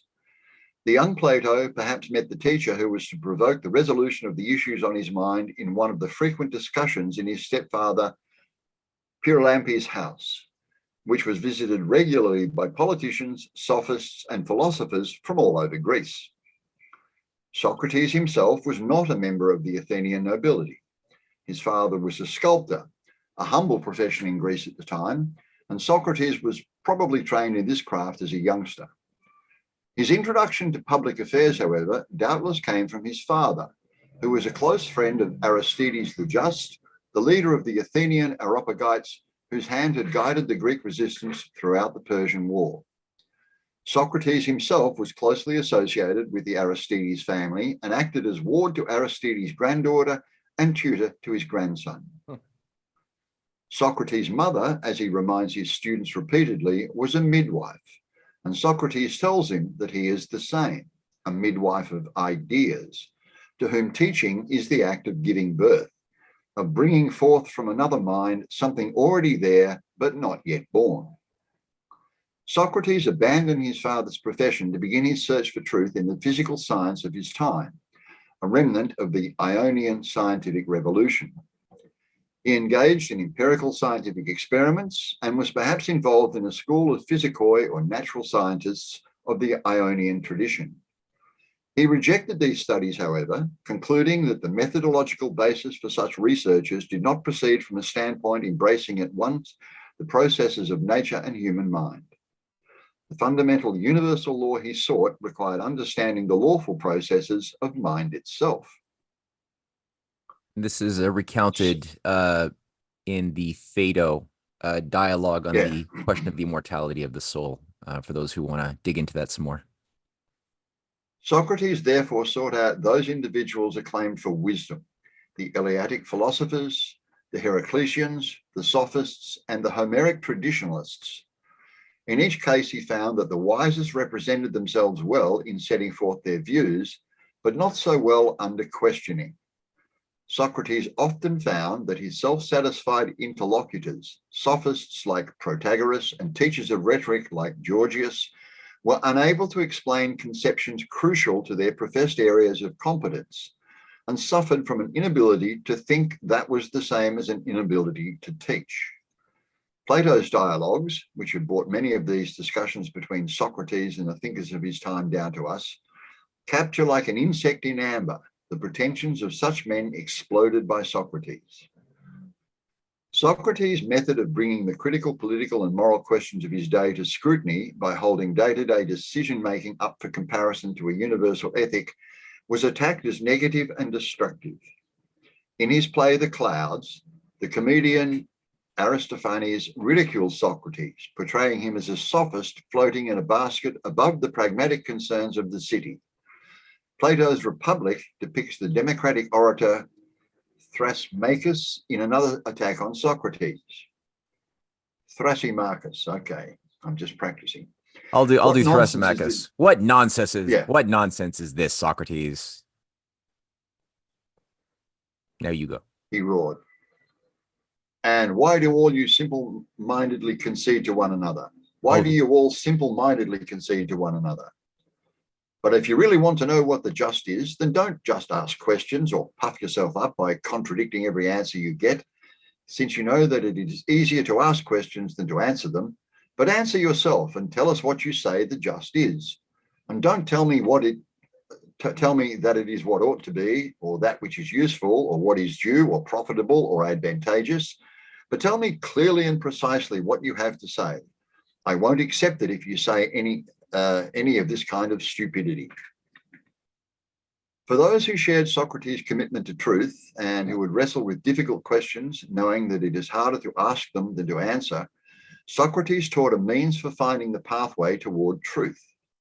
Posing a problem, examining it, and discussing it were all means to finding the highest standpoint from which it could be solved. It was part of Socrates' method to disclaim his own knowledge of the answers to the questions he posed. This he did to ensure that as his students grasped forward and found a solution, the authority for the discovery would not arise from Socrates as a matter of doctrine, but from the authority of the student's own power of mind. Far from seeking to direct talented youths from influential families into public life, Socrates sought almost the opposite, to force young men to examine their fitness to rule. This conversation from Xenophon's Memorabilia of Socrates rings true as an example of Socrates' refusal to flatter his students. Glaucon, Plato's brother, the son of Ariston, though he was not yet 20 years old, wanted to be a leader in the state and was trying to address the assembly. None of his friends or relatives could stop him from being dragged from the podium and making himself ridiculous. Socrates, who was interested in Glaucon through Plato's grandfather, Glaucon's son Charmides, and through Plato, was the only one who succeeded in stopping him. When he met Glaucon, he first contrived to get him to listen willingly by saying, "Glaucon, have you decided to be a leader in our state?" "I have, O Socrates." "By Zeus, of all the things among mankind, that is fine. Clearly, if you succeed in holding office, you will have the power to get what you wish and you will be able to help your friends. You will elevate your father's household, increase your fatherland, and be famed, first in the state, then in Greece, and perhaps, like Themistocles, even among the barbarians. Wherever you may be, you will be admired by all. When Glaucon heard this, he was proud and gladly agreed. Then Socrates added, "Isn't it clear that if you want to receive honor, you must benefit the state?" "Absolutely." "By the gods," exclaimed Socrates, "don't keep it back from us. Tell us how you will begin to help the state." When Glaucon was silent, as if thinking then for the first time how he would begin, Socrates said, "If you wanted to increase the estate of a friend, you would try to make him richer. Would you try then to make the state richer?" "Absolutely." "Would the state be richer if it received more revenue?" "Quite likely." "Then tell us the sources of revenue for the state now and how much they yield. For you must have studied the problem so that you can make up the difference if the income falls below what is anticipated, and so that you can find new sources of revenue when the old ones lapse." "But by Zeus," said Glaucon, "I have not yet studied this." That's good. That's really classic. Yeah. Why Socrates was murdered. And by the have way, just touched sorry, it. quick before you read on, which dialogue was that from again? That was from that's Xenophon's Memorabilia of Socrates. I haven't read that. Huh. Okay. Quan, Xenophon was one of the less well-known students of Socrates, and he participated to the retreat of the 10,000 in the Caucasus because he wanted to have one Persian prince who was called Cyrus too, but it was not the great Cyrus, of course. And he has been abandoned in Western Asia. And he was a leader since he was capable to lead his man through, yes, Maureen wrote the title of the book, Anabasis, okay? Anabasis is the book telling the history of the expedition of Xenophon, leading his man back to Greece after the failure of his attempt to have that Persian prince. So one thing that I want to say that the Greek aristocracy at the time was a lot involved with the Persian Empire. It was not only one direction, it's also from Greece to Persia too.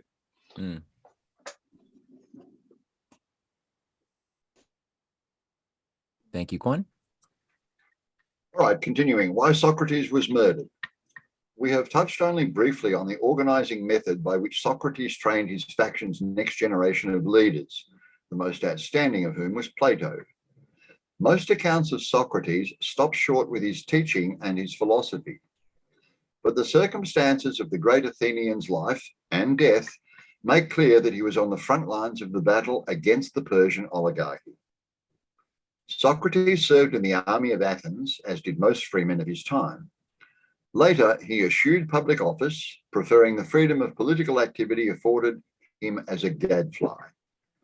One detailed account of Socrates in government, however, has given us much insight into the nature of his politics.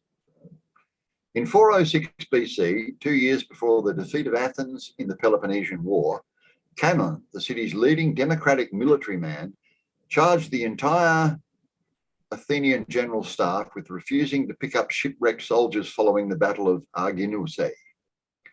Levelling this capital charge was nothing other than an attempted military coup d'etat in legal guise. Some of the generals had themselves been shipwrecked. Others were unable to sail because of storms or were not near the wrecks. Socrates was at this time serving his term in rotation as president of the Athenian Assembly. He stopped the trial, declaring it in violation of the laws of Athens, and refused to put the questions to a vote. The Democratic Party howled, and in spite of Socrates' efforts, condemned the generals to death the following day. The military leadership of Athens was destroyed, and the way paved to a Persian-dictated Spartan victory over Athens in less than 2 years. This defeat for Socrates and his allies was only one setback of the Peloponnesian War period. By the end of the 27 years of fighting among the city-states, offensive action against Persia mounted from within Greece was impossible. The city-building faction was forced to look elsewhere for developments that would tip the strategic balance back in their favour. The turning point came in 401 BC, when Cyrus, the brother of the new Persian king Artaxerxes, took to the battlefield to challenge his brother's rule. We know little for certain of Cyrus's motives. We do know, however, that he was supported by the anti-Persian faction in Greece, which raised an army of 10,000 Greek soldiers, principally Spartans, to march behind the challenger to the Persian throne. With this material backing came conditions: that a victorious Cyrus would free Ionia from Persian rule, reopen the Black Sea to unrestrained Greek trade and colonization, and dismantle the networks of Persian influence in Greece itself. There is little doubt that Socrates was aware of and supported Cyrus's expedition. He consulted with his intelligence networks across the Mediterranean on the planned invasion and sent his pupil Xenophon on an intelligence probe to the Temple of Apollo at Delphi. Following this, the 23-year-old Xenophon, Socrates' second most outstanding pupil, was sent to join the Persian challenger. Cyrus marched his Greek army into Asia Minor and in a series of lightning raids established control of the entire eastern Mediterranean coastal area of Persia. He then prepared to meet Artaxerxes in the city of Cunaxa near Babylon, confident of victory as he commanded an army of vastly superior Greek hoplites against the Persian troops of his brother. Cyrus made only one military mistake during the course of his campaign, and it cost him everything. His army won the battle, but lost his general. Although warned at all costs not to do so, Cyrus rushed into the fray to wage single combat against Artaxerxes, but was cut down. The situation now confronting Cyrus's army was bleak. Although they had achieved military victory, their candidate for the Persian throne was dead.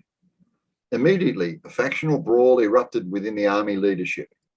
A tenuous agreement was reached, and the proposal accepted that a member of Cyrus's general staff be chosen to serve as king so that military operations could be continued. However, the 10,000 had a traitor in their midst, the Athenian general Meno, who had a secret deal to betray the entire top leadership of the Greeks into Artaxerxes' hands. Meno, whom Plato portrays baiting Socrates in his dialogue named after the treacherous general, proposed that the army seek a negotiated settlement with guarantees of safe conduct on their 1,500-mile march back to Greece. When Cyrus's general staff arrived at the negotiation, Artaxerxes seized and killed them all. The 10,000 were left leaderless in a hostile, unfamiliar, and dangerous land. The army could well have disintegrated and disbanded, but for the leadership of several young men who came forward from its ranks to lead the Greeks back to Ionia. One of these was Socrates' student Xenophon, whose expedition of Cyrus tells us much of what we know about this chapter of ancient history. Although Artaxerxes had survived his brother's challenge, the expedition of the 10,000 left the foreign policy of Persia in complete disarray. Not only had the expedition come close to success, but the very ease with which Cyrus's army had cut through the Persian Empire would certainly invite further attempts. That same army was still intact and sitting in an impregnable position in Ionia. Okay, just quick Want to look here. at the map, Matthew? Yes, please. You know me well.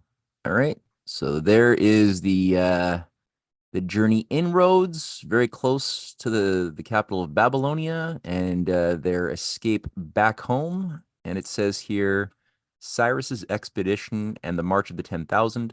Cyrus, the younger brother. I don't think I need to read that again. Maybe there's something new. Who knows? Cyrus, the younger brother of the Persian king Artaxerxes, led a chiefly Greek army in a rebellion that came close to destroying the Persian Empire.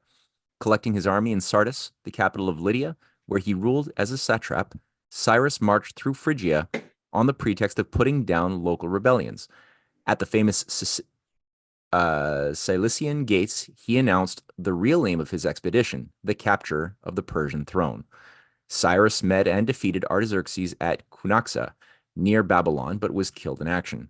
Artaxerxes then seized and murdered the entire leadership of Cyrus's army, which would have then disbanded had it not been for the leadership around Socrates' young associate Xenophon. The route of Cyrus's army to Cunaxa and back to Trapezus on the Black Sea, known as the March of the 10,000, is shown here. So, little imprint for the memory banks. All right, you're back. The Persian oligarchs who engineered the Peloponnesian War and who awarded Sparta the victory in that contest to ensure continued rivalries among the Greek city-states now reconsidered their strategy. Sparta, backed by Persian gold, had maintained the army led by Cyrus against Artaxerxes' throne, and was fast becoming more of a threat to the empire than even the maritime strength and Areopagite traditions of Athens. Persia concluded that the Spartan settlements was no longer viable as the cornerstone of its divide and conquer strategy, and resolved to make the Athenian end of the seesaw rise again. Artaxerxes began negotiations leading to a revival of Athenian sea power, hoping to nurture Athenian imperialism and use it to outflank the Greeks. No doubt, two Athenian leaders figured in these negotiations, Meno and the Athenian admiral Canon. Both Meno and his friend Anytus appear in Plato's famous dialogue. Meno, identified as the guest friend of the great king, a polite locution for a Persian agent, has been discussing with Socrates whether virtue can be taught. In the course of the discussion, Socrates makes a number of attacks on the leading politicians of his day, and by implication on Meno himself. A skilled diplomat, Meno does not let down his polite mask. But not so Anytus, who tells Socrates in no uncertain terms that if he continues to speak like this, he can expect to come to grief. Plato's Meno gives the informed reader of his time and today all of the information needed to identify the enemies and assassins of Socrates. Anytus was Socrates' chief accuser at the trial, which cost him his life, and was rewarded with a career as a leading figure in the Persian-backed Second Athenian Confederacy. Clearly, Persia had given the word that the success of the plan to once again set the Greeks against each other depended on neutralizing Greece's anti-Persian faction. The leader of that faction, Socrates, must be gotten out of the way.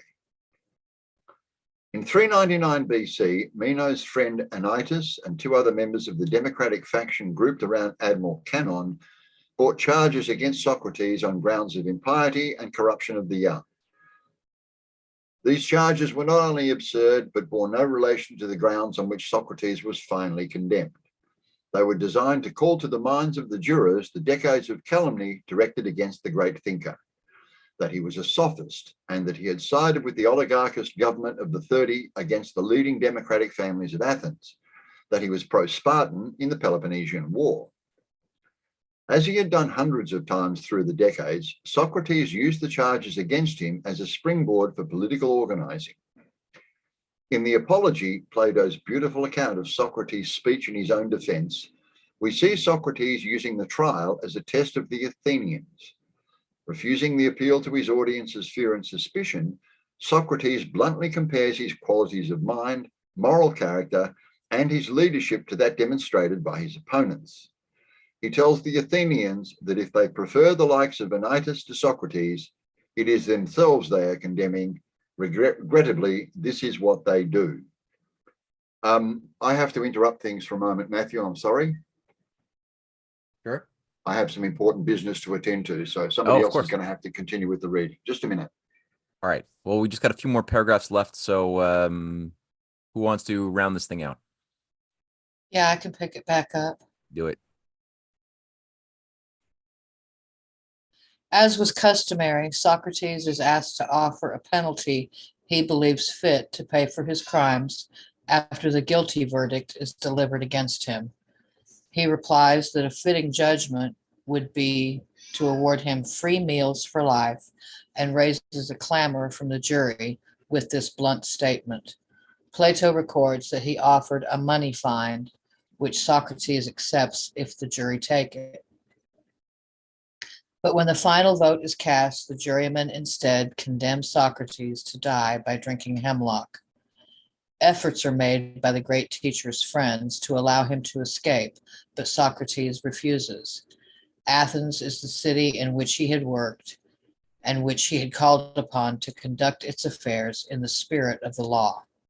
He could not now flee that city without destroying his effectiveness as a teacher and a moral example. The Athenians must suffer the consequences of their lawlessness by the loss of their best teacher, Socrates. Moreover, Socrates was by 399 BC an old man, over 70, and had succeeded in replicating his method in an outstanding pupil capable of carrying out his work, Plato. The death of Socrates has come down in history as one of the greatest crimes ever to be committed against human reason. Now, at long last, the cold light of justice is shined on his murderers. It was the collaborators of the bestialist Persian Empire within Athens who condemned Socrates and resolved over his dead body that the city would no longer be the policy-making center for the anti-Persian faction Socrates had led. That's good. That's good. I think we could stop the reading there and maybe just chat a little bit. But yeah, it goes a long way, to appreciate the real political history and who these figures are. We have the name Meno dialogue and Critias dialogue and all of these dialogues with people's names, and how few people actually know that these are actual people who played a role, usually for the sophist, destructive roles in world history, that are being exposed in these dialogues that are treated in a vacuum. It's fascinating stuff, eh? Yeah. Hey, Cordy, I'm glad you made it on. Hey, sorry. Yeah, I was on a show and I got your message. It's like, oh my gosh, okay. Cool. Thank you for inviting me.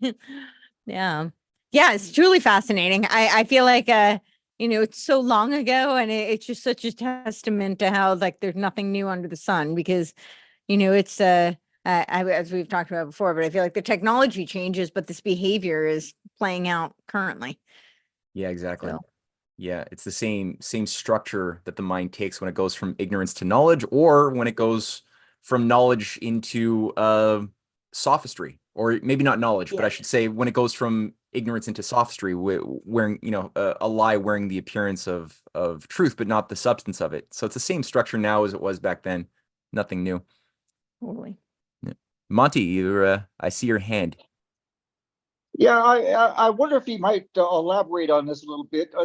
Earlier in the presentation, there was mention made that Babylon was having some trouble of some sort, and they actually recruited Persia as a satrap. And before that, Persia really wasn't much of a power, but it sounds like they were used as a proxy in order to be used as a force for expanding the Babylonian Empire, really, under Marduk. Could somebody elaborate on that and just clarify that for me a bit?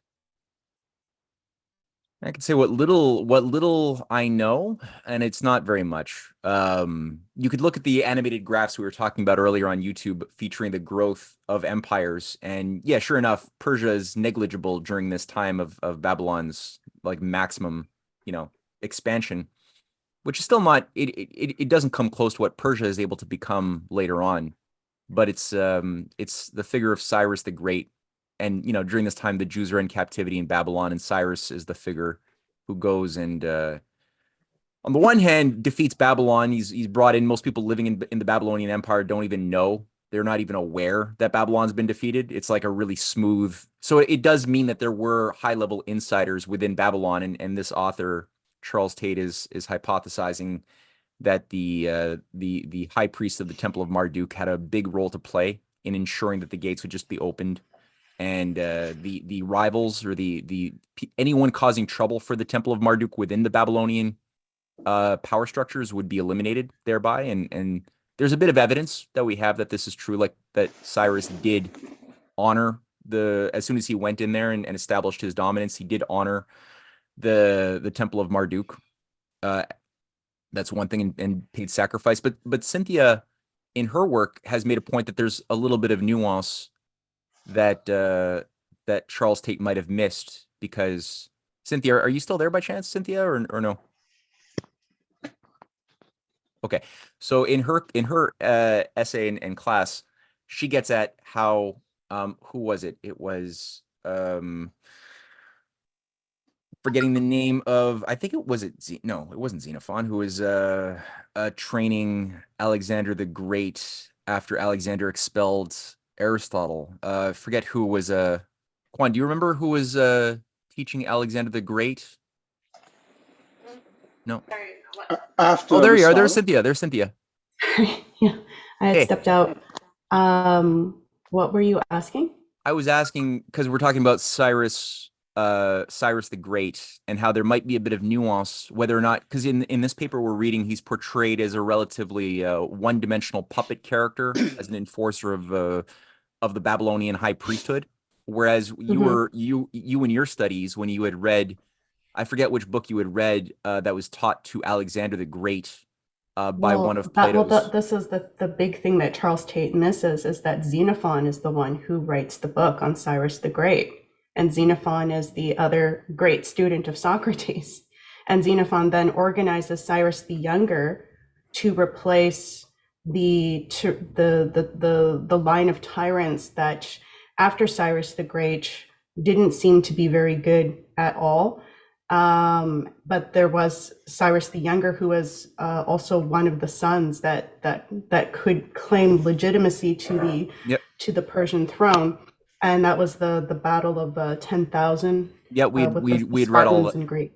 Yeah, we read that. Yeah, so it was Xenophon who wrote that book. So obviously, Xenophon had, I would say, Plato and Xenophon were on the same page in their thinking on this.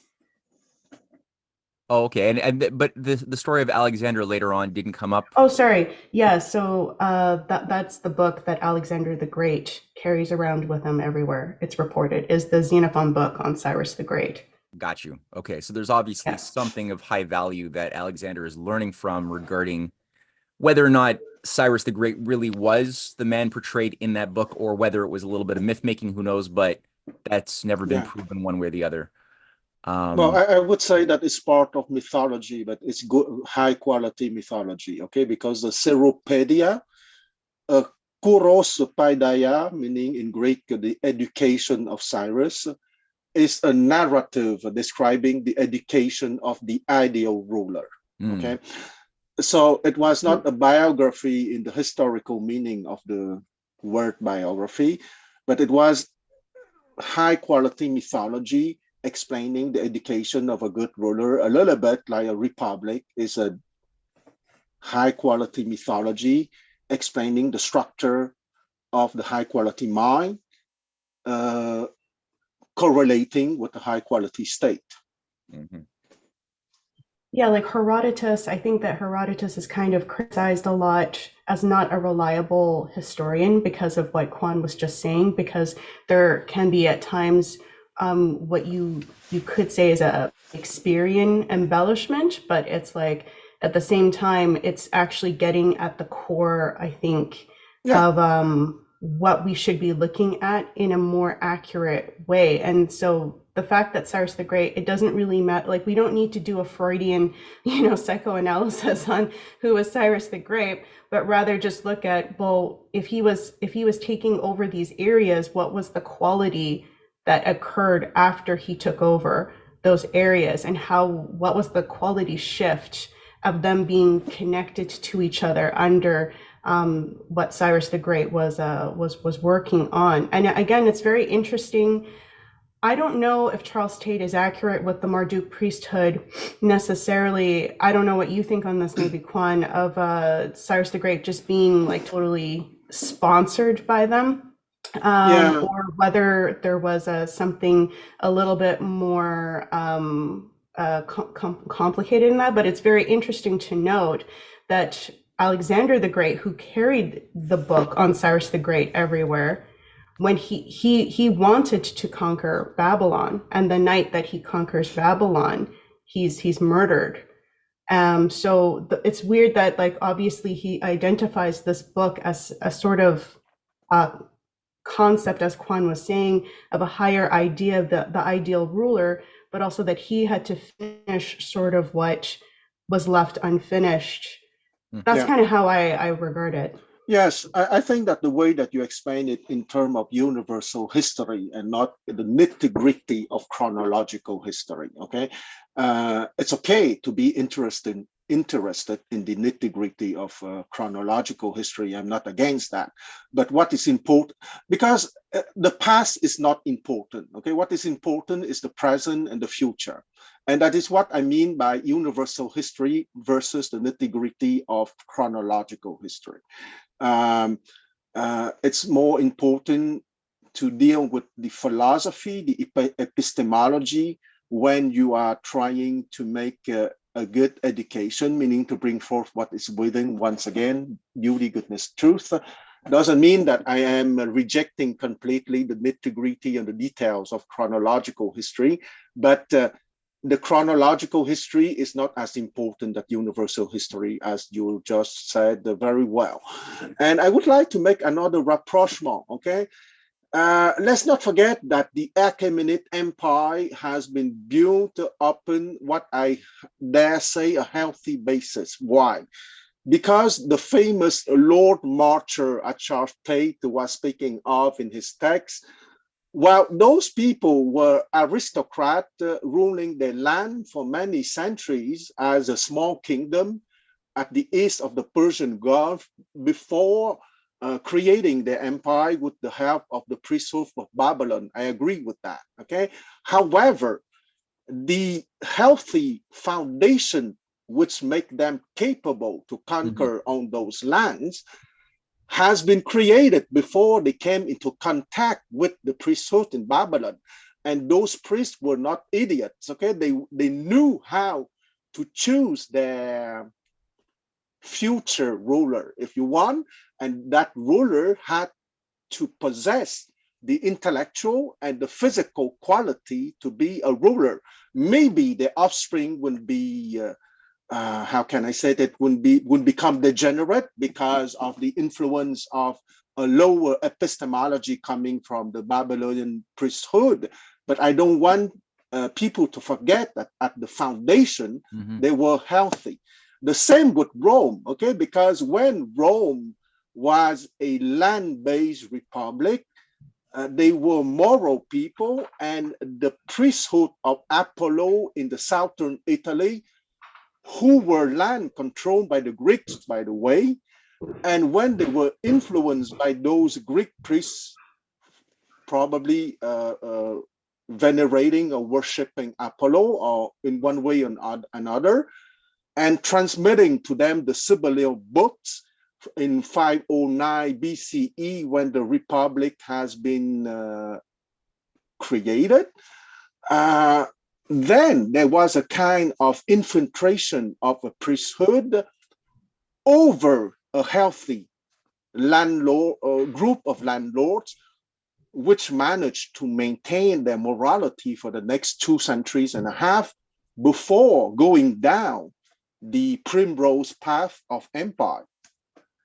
Very, very good point. Question: Do you have any good texts that one could explore, as I could read, like the writings of Cicero or some of the Roman Republican texts or fragments? I could access that. Is there something that you could advise I look at to better develop an appreciation for the pre-imperial Persia and its some of its special texts?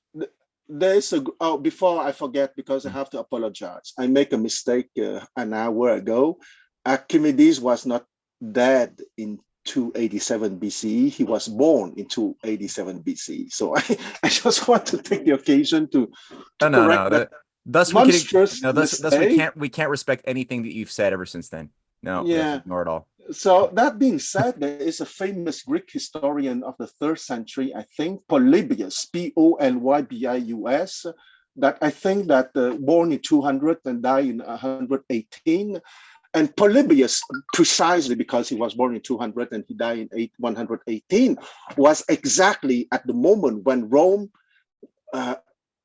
passed from the healthy foundation of republicanism to empire, okay? Because contrary to urban legend, Rome did not become an empire in 27 BCE, but Rome became an empire in 264 BCE with the start of the first Punic War against Carthage. Okay, so Polybius is probably someone interesting to explore the roots of that.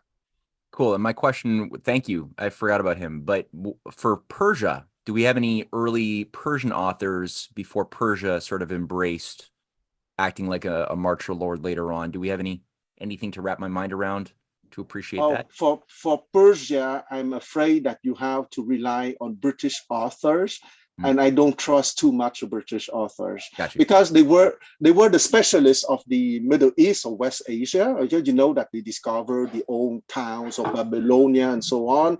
So the mythology that they spin is in favor of empire. So I would not trust them. Got you. But you're like, it must be there, right? By virtue of, as you pointed out, Persia's having created a multi-generational civilization, which had the ability to create people who would, there must be that cultural dynamic and associated literature and leadership that must have been there. It must have been there. Right? Yes. All the priesthood is the equivalent of the sophists. Okay. They were not very moral people, but they were not dumb. When they choose someone for their own purposes, that someone of that group has to be healthy at the beginning to be good tools for them. Yeah. Well, that's St. Augustine's proof that human beings are good because we can become corrupted. And he's like, well, if we can become corrupted, does that not mean by default that we are thus good in our essence and fall away?